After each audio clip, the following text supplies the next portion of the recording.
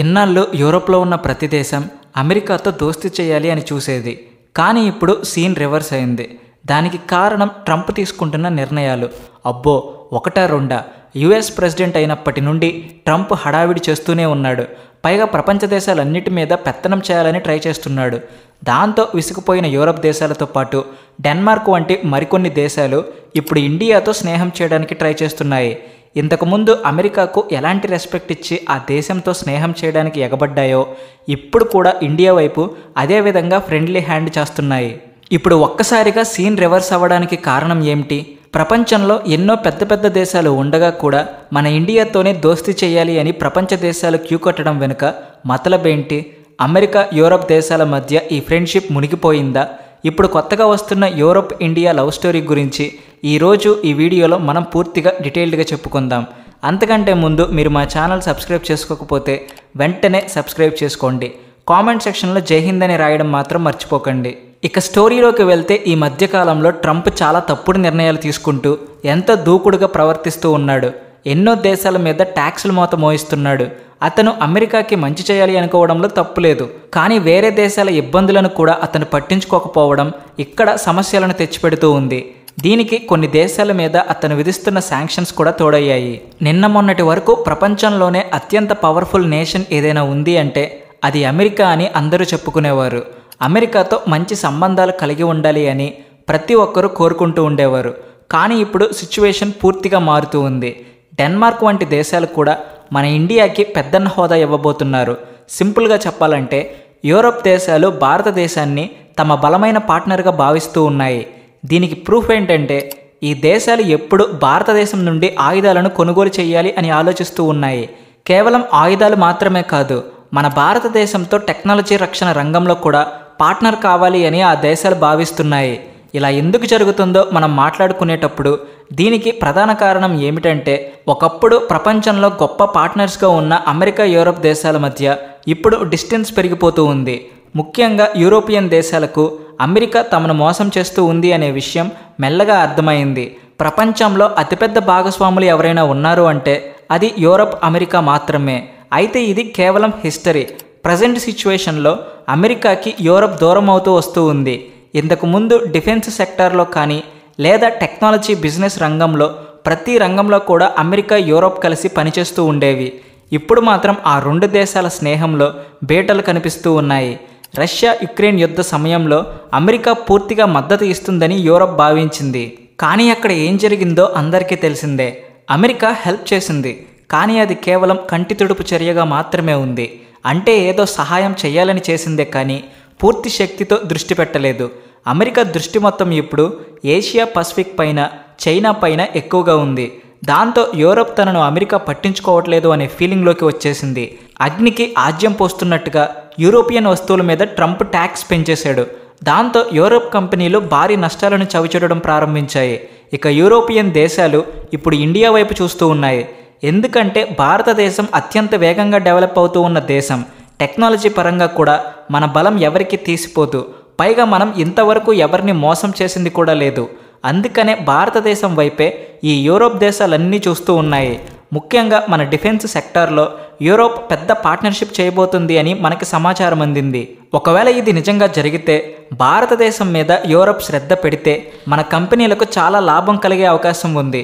ఇంతకుముందు ఇండియాతో ఆయుధాల బిజినెస్ మాత్రమే యూరోప్ దేశాలు చేసేవి.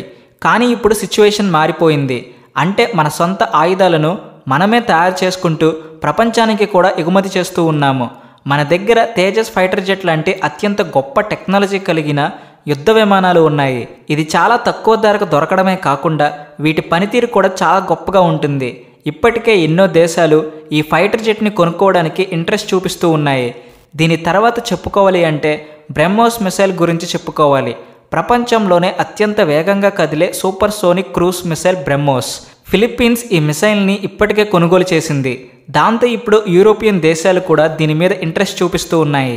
ఇక ఇండియాలో ఎంతో నాణ్యత కలిగిన made in India defence items కూడా ప్రొడ్యూస్ అవుతూనే ఉన్నాయి. ఈ విషయాన్ని కూడా యూరప్ చాలా కాలం నుండి గమనిస్తూ ఉంది. భారతదేశంలో ఇప్పుడు యుద్ధం హెలికాప్టర్లు, ట్యాంకులు, డ్రోన్లు, ఇతర టెక్నాలజీ పరిజ్ఞానాన్ని కూడా తయారు చేస్తూ ఉన్నారు. వీటన్నిటి మీద ప్రపంచ దేశాల దృష్టి పడుతూ ఉంది. యూరోప్ వంటి దేశాలు తక్కువ రేటుకే నాణ్యమైన వస్తువులను కొనుగోలు చేయాలి అని అనుకుంటే వాళ్లకు భారతదేశం కంటే మరొక ఆప్షన్ ఇంకొకటి లేదు. ఈ మధ్యనే భారతదేశంతో డెన్మార్క్ 4500 కోట్ల డిఫెన్స్ ఒప్పందం మీద సంతకం చేసింది.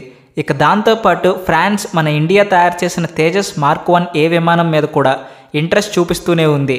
ఇదే సమయంలో యూరోపియన్ దేశాలు తమ డిఫెన్స్ బడ్జెట్ను 20% పెంచాయి. ఈ సంవత్సరం $500 బిలియన్ పైగా టార్గెట్ని పెట్టుకున్నాయి.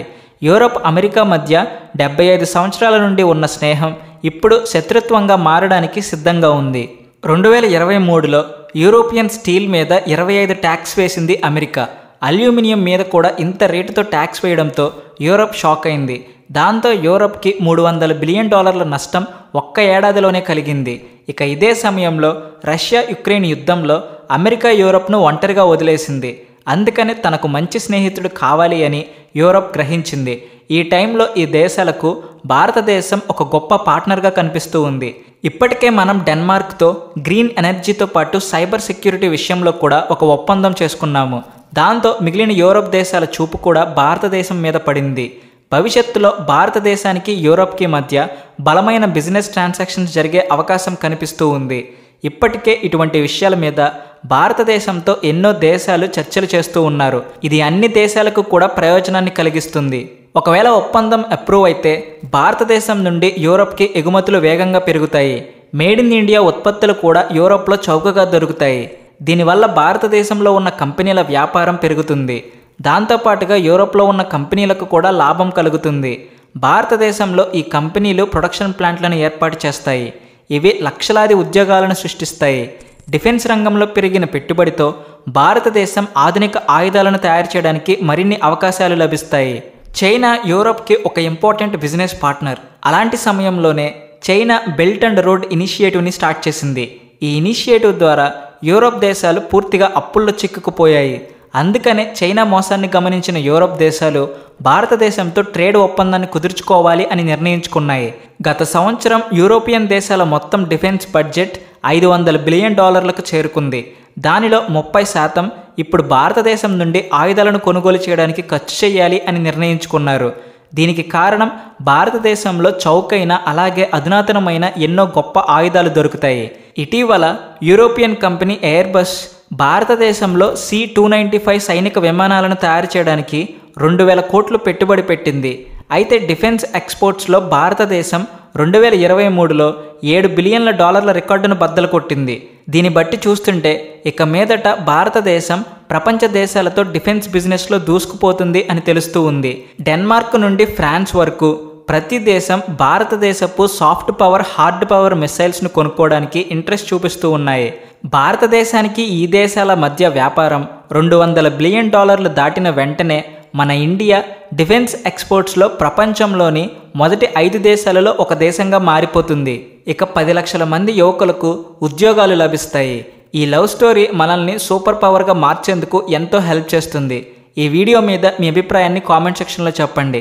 అలాగే వీడియో నచ్చితే వెంటనే లైక్ చేసి షేర్ చేయండి. మీ ఫ్రెండ్స్ అండ్ ఫ్యామిలీ మెంబర్స్కి కూడా మా ఛానల్ను రికమెండ్ చేయండి. Please like and share and also thanks for watching.